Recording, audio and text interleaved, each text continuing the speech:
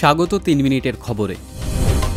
বিচারের পর আওয়ামী লীগকে নির্বাচনে প্রতিদ্বন্দ্বিতা করার জন্য স্বাগত জানানো হবে বলে জানিয়েছেন অন্তর্বর্তী সরকারের প্রধান উপদেষ্টা ডক্টর মোহাম্মদ ইউনূস।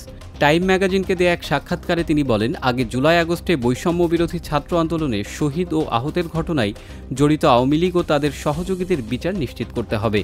তারপর আওয়ামী লীগকে নির্বাচনে প্রতিদ্বন্দ্বিতা করার জন্য স্বাগত জানানো হবে। নির্বাচন নিয়ে তাড়াহুড়ো করতে চান না বলে উল্লেখ করেন প্রধান উপদেষ্টা। নবনিযুক্ত সিইসি ও নির্বাচন কমিশনাররা শপথ নেবেন আগামী রবিবার। এদিন দুপুরে তাদের শপথ পড়াবেন প্রধান বিচারপতি। সুপ্রিম কোর্টের সংশ্লিষ্ট শাখা থেকে এই তথ্য জানানো হয়েছে। বৃহস্পতিবার নতুন নির্বাচন কমিশন গঠন করে প্রজ্ঞাপন জারি করে সরকার।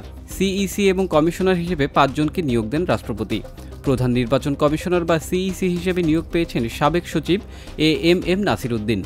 কমিশনার হয়েছেন সাবেক অতিরিক্ত সচিব মোহাম্মদ আনোয়ারুল ইসলাম সরকার, সাবেক জেলা ও দায়রা জজ আব্দুর রহমানুল মাসুদ, সাবেক যুগ্ম সচিব বেগম তাহমিদা আহমেদ এবং ব্রিগেডিয়ার জেনারেল অবসরপ্রাপ্ত আবুল ফজল মোহাম্মদ সানাউল্লাহ। এদিকে নিয়োগ পাওয়ার পর নবনিযুক্ত সিইসি এএমএম নাসির উদ্দিন গণমাধ্যমকে বলেছেন, ভোটের অধিকার ফিরিয়ে এনে তারা জাতিকে একটি অবাধ, সুষ্ঠু ও গ্রহণযোগ্য নির্বাচন উপহার দিতে চান।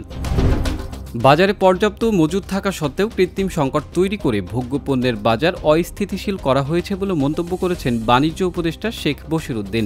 বৃহস্পতিবার চট্টগ্রামে এক মতবিনিময় সভায় তিনি বলেন, দেশে পণ্যের ঘাটতি নেই, তবে ডেলিভারি অর্ডার ও সাপ্লাই অর্ডার ব্যবস্থার কারণে বাজারে দাম বেড়েছে।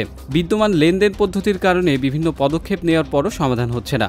এই অবস্থায় পাইকারি থেকে খুচরা পর্যায়ে সব ধরনের লেনদেনে স্বচ্ছতা আনতে হবে বলে তিনি উল্লেখ করেন। জীবিত স্বামীকে মৃত দেখিয়ে মামলা করার অভিযোগে কুলসুম নামে এক নারীকে আটক করেছে পুলিশ।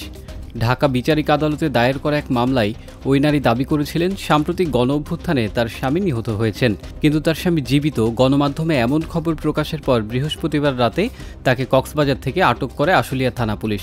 তবে স্ত্রীর দাবি, তাকে চাকরির প্রলোভন দেখিয়ে মামলাটি সাজিয়েছেন রুহুল আমিন ও শফি উদ্দিন নামে দুজন। পুলিশ বলছে, তদন্ত সাপেক্ষে তাদের বিরুদ্ধে আইনগত ব্যবস্থা নেওয়া হবে।